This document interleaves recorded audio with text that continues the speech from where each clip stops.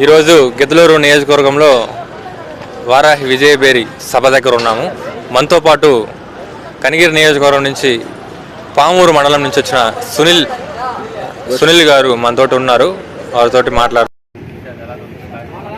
ఇక్కడ 3 గంటలకి జనసేన పార్టీ అధ్యక్షుడు పవన్ కళ్యాణ్ గారు 3 గంటలకి హెలిప్యాడ్ దగ్గరికి వస్తాడు.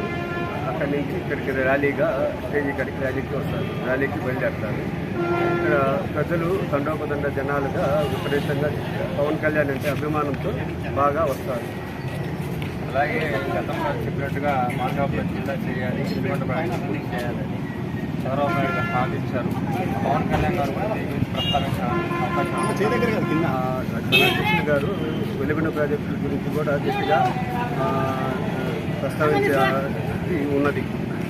ఇది మార్కాపురం జిల్లాది కూడా గట్టిగానే అనుకుంటారు.